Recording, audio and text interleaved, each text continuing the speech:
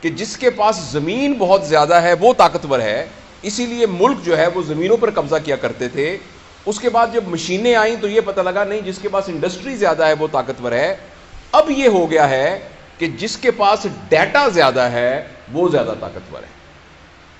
اور آپ حیران ہوں گے کہ ایک شخص جس کا نام ایلون مسک ہے، اس نے $42 بلین کی ایک چیز خریدی ہے جو کہ اتنی بھی بڑی نہیں ہے کہ اس کو جیب میں رکھا جائے، جو کہ کہیں ہے ہی نہیں، اور جو کہ ایک ٹیڈی پیسہ پروڈیوس نہیں کرتی. اور اس چیز کا نام ہے ٹویٹر، جو کہ $42 بلین کا لیا گیا. دنیا کے 140 ملکوں میں سے 70 کے قریب ایسے ملک ہیں جن کا بجٹ $42 بلین سے کم ہے، اور اتنے کی کسی شخص نے ایک چیز خریدی ہے جو کہ ہوا میں ایگزسٹ ہی نہیں کرتی. تو آپ حیران، اس بات سے حیران نہیں اس نے کس لیے خریدی ہے ایک چیز. اور دوسرا، آپ سب اس بات پہ حیران ہوں گے کہ آپ پی ٹی سی ایل کا فون کرتے ہیں تو آپ کو پیسے دینے پڑتے ہیں، آپ کسی کو خط لکھیں تو آپ کو پیسے دینے پڑتے ہیں. یہ فیس بک مفت کیوں ہے؟ یہ واٹس ایپ کے اوپر ویڈیو کالز مفت کیوں ہیں؟ یہ آپ ہزاروں تصویریں بھیجیں، یہ مفت کیوں ہیں؟ اور جس بندے نے واٹس ایپ بنایا اس کے بلینز آف ڈالر خرچ ہوئے ہیں، وہ پاگل ہے کہ ہم سب کو مفت دے رہا ہے. فیس بک مفت کیوں؟ اس لیے کہ اس بھٹی کا ایندھن میں اور آپ ہیں. میں اور آپ ان کو ڈیٹا پرووائڈ کر رہے ہیں ہر انڈیویجول کا، اور یہ ڈیٹا کیومولیٹ ہے. صرف ڈیٹا سے کچھ نہیں ہوتا، ساتھ ایک پیرالل جو کمپیوٹنگ پاور ہے وہ اتنی انٹینس ہو چکی ہے کہ جس کے نتیجے میں آرٹیفیشل انٹیلیجنس کی وجہ سے آپ کی ایک بات ہر فرد کی ڈیٹا کی شکل کے اندر لوگوں کے پاس موجود ہے. اور جس کے پاس ڈیٹا زیادہ ہے اب وہ اس دنیا کو رول کرے گا. گوگل نام کی ایک کمپنی دنیا کے بہت زیادہ ملکوں سے زیادہ امیر ہے، اور گوگل کوئی ایک ٹچ بٹن، ایک سوئی، ایک دھاگا نہیں بناتی. پھر وہ دنیا کی کیوں امیر کمپنی ہے؟ اس لیے کہ اس کے پاس سب کچھ ڈیٹا ہے. لہٰذا پہلے جب انسان ایک ڈیوائن گائیڈنس کے ذریعے اپنی زندگی گزارتا تھا، پھر اس کے ذہن میں آیا کہ جو مجھے اچھا لگتا ہے میں نے ویسے زندگی گزارنی ہے. ابھی کچھ عرصے کے بعد ہمارے ہاتھ سے یہ پاور جانے والی ہے. اب الگوریدمز ڈیسائیڈ کریں گے کہ ہم نے کیا کرنا ہے. میں ملتان میں رہا ہوں بہت عرصہ، میں ابھی بھی ملتان میں جاتا ہوں تو مجھے گوگل میپ کھولنا پڑتا ہے، ورنہ میں وہاں پہنچ نہیں سکتا. اسی طریقے سے کچھ عرصے کے بعد آپ نے کیا کھانا ہے اس کا فیصلہ فوڈ پانڈا کرے گا. آپ نے کون سی کتاب پڑھنی ہے اس کا فیصلہ امیزون کرے گا. اسی طرح آپ نے کس پارٹی کو ووٹ دینا ہے اس کا فیصلہ کوئی گوگل پالیٹکس فار ایگزامپل وہ کرے گا. اگر آپ مجھے اجازت دیں کہ آپ نے کون سا کیریئر اختیار کرنا ہے، آپ نے کس لڑکی کے ساتھ شادی کرنی ہے، آپ نے کس ملک میں سیٹل ہونا ہے. اچھا، اور کیوں؟ اس لیے کہ اس سے پہلے آپ کو جاننے کی ذمہ داری آپ کی اپنی تھی، اور ہر شخص کی اپنی ذمہ داری تھی کہ وہ اپنے آپ کو جانے اور اپنے لیے جو بہتر ہے اس کا فیصلہ کر سکے. لیکن اب آپ کے اور میرے ساتھ کمپٹیشن ہے الگوریدمز کا اور ڈیٹا کا، اور اس الگوریدم اور اس ڈیٹا کے مقابلے میں یہ ہم سے جیت جائے گا.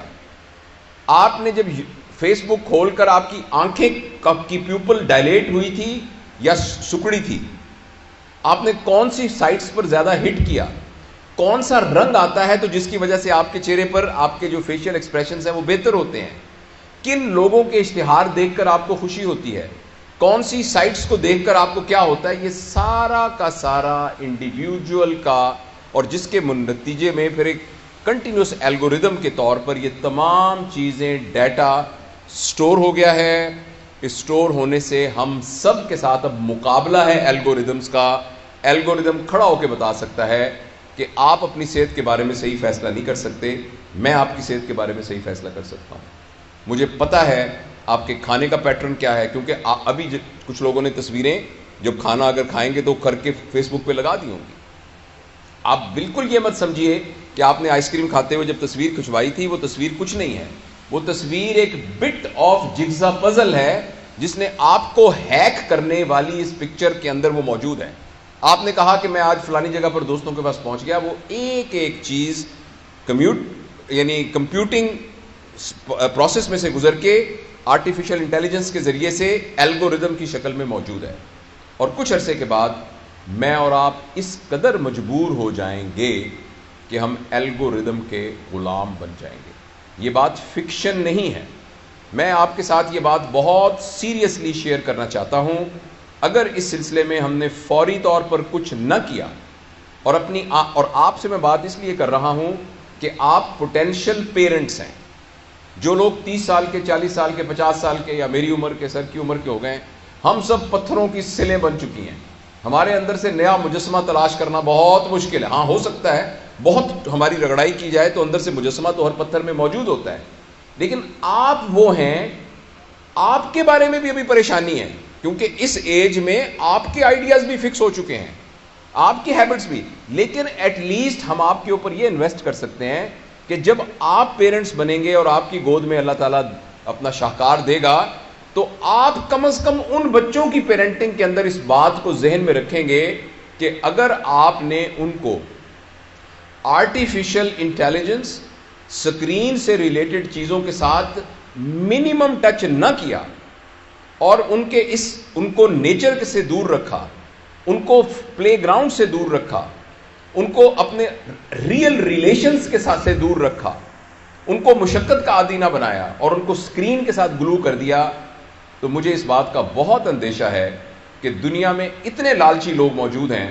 کہ وہ ایک ایسی سائبر ورلڈ کریٹ کر دیں گے. آپ نے میٹا ورس کا نام سنا ہوگا. فیس بک کا نام اب فیس بک نہیں ہے، اس کا نام میٹا ورس ہے.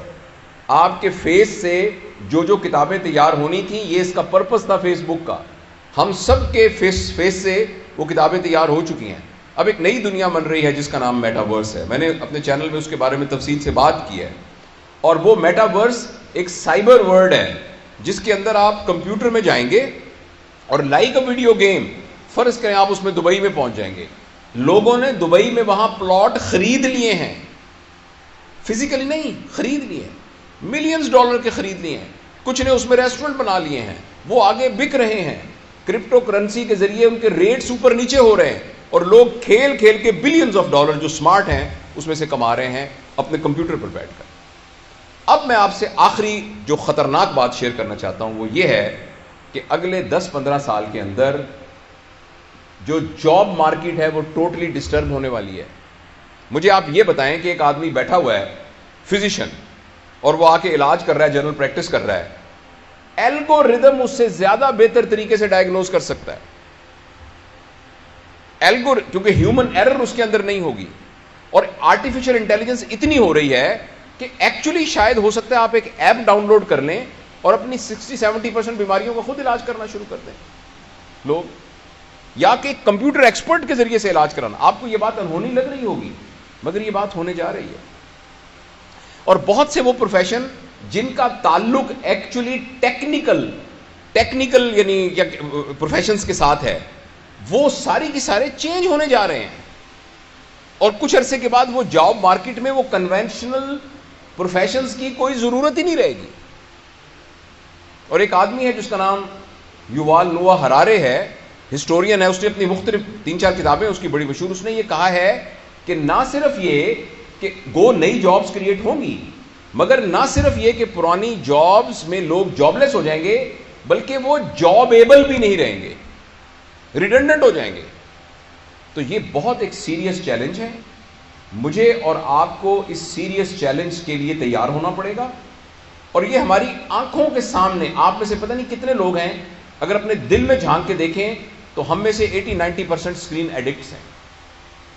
تھوڑی دیر کے بعد اگر یوں کر کے موبائل نہیں کریں گے تو ہمیں دل میں خود ہونی شروع ہو جائے گی، ہمیں ڈوپامین کی ڈیفیشنسی فیل ہونی شروع ہو جائے گی اور یہ اسکرین ایڈکشن بڑھتی جا رہی ہے.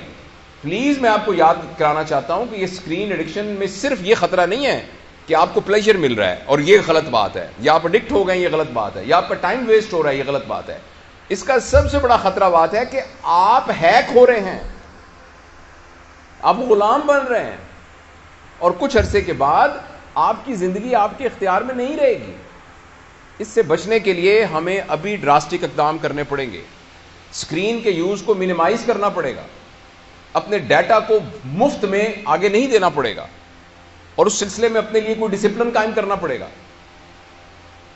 اس سیلفی کی کیا ضرورت ہے کھڑے ہو کے کہ جی میں اس وقت میں کڑھائی گوشت کھا رہا ہوں اس لیے میری سیلفی ہے. یہ میں اپنے چچا کے گھر گیا تھا، یہ سیلفی، یہ سارا کا سارا ڈیٹا میں مثال کے طور پہ کہہ رہا ہوں، یہ سارا کا سارا ڈیٹا اکٹھا ہو رہا ہے اور ہم ہیک ہو رہے ہیں، اور اس کے نتیجے بہت خطرناک ہونے والے ہیں۔